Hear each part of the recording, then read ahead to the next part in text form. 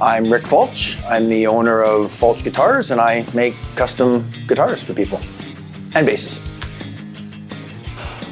I used to play more guitar than I do now because I'm more busy making them, but it actually came from a frustration of changing tunings in between songs. And I thought, you know what, I'm gonna go and get a guitar for all the tunings that I play in.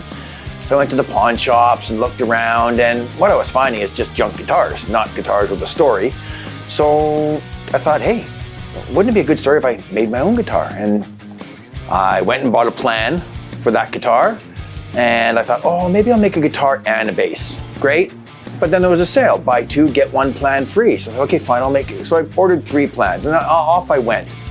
At the time, my day job, the person I work with, found out I was making guitars, knows me and sort of how I am at work as an engineer, and went, you're making guitars? I want to buy one off you. And I went, whoa, I don't sell guitars. But apparently I did, because I sold him a guitar, and then word got out. Oh, I'm pretty proud of him. He's done it all himself, learned everything, promoted it. I've just kind of helped him along the way as well, just with my knowledge of business. Not that I'm a business person, but with my knowledge that I found out. And I've taken a lot of photos of his guitars, so that's kind of been good for me as well. We kind of intermingle our hobbies, basically. I think it's really cool. I think it's really impressive that he was able to just start something up in his garage and end up sending guitars all over Australia. I think he's had a couple in America, or he's discussed with people in America about stuff, so it's really cool that he's built something out of nothing, really. It's really cool being able to see the stuff he can create and seeing it all come together. I think it's really cool. Before I bought that big drill press, I had a smaller, less fancy drill press, but when I got everything lined up, I couldn't reach the button. So there was always a challenge inside. Who wants to come press the button for me? I mean, if I wasn't doing anything, it was something to do, but a lot of the time it was interrupting our tasks. We called it the Canada button because he said if he made enough guitars then we could go to Canada one day.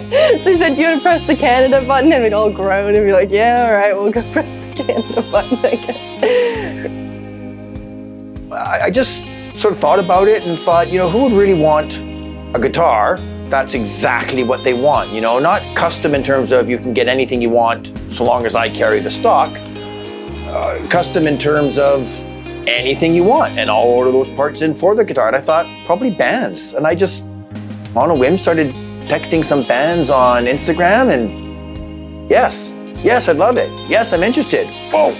Now it's not my full-time gig, so that's good for me, you know, that it's on the side. But what I have noticed though is that as soon as cost of living goes up or anything happens, guitar sales drop. You know, people don't buy new guitars when they have to pay for the mortgage, pay all that sort of stuff. But during COVID, after COVID was done, I had committed some quotes and pricing to people. But no, then once COVID stopped, everyone started jacking up the prices on shipping. And it was after COVID, I changed my quotes to now say valid for 6 months, just in case, right? Because 1-year-old quotes, I was getting killed on the shipping prices. Yeah. It does take time, you know, late night runs to drop the guitar off at the paint shop, pick it up, zipping down to Super Cheap to grab a can of spray paint in the early stages. He's always in the garage doing his stuff. I mean, it's cool. He's found ways to include my younger sisters in the design, and he's showed me a couple things about the guitar. I mean, he's made all of us a couple guitars each, so I thought it was really nice being able to help and be able to contribute to his guitars and say, I helped with that piece of art that he's just created. A lot of it is him doing his own thing. So he's in the workshop doing his thing back and forth.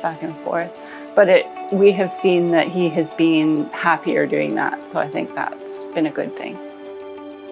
They know I love it. This is my meditation. When I shut that door and I'm in front of that bench right there and I start working on guitars, the world around me stops. They know that. I think they appreciate it for that.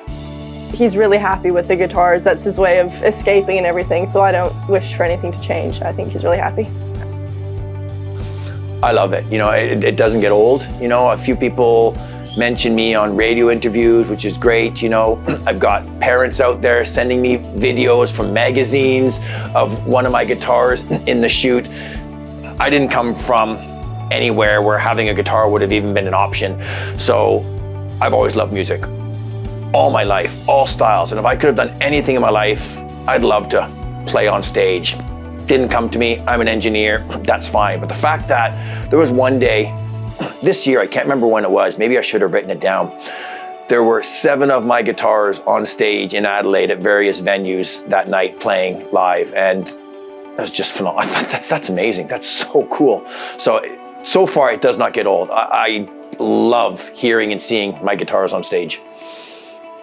I know that the kids really enjoy people from bands coming over, and they get to meet some people that maybe they wouldn't normally meet. A perk would be maybe going to be able to see shows and talk to the band members and just feel like you're part of the music.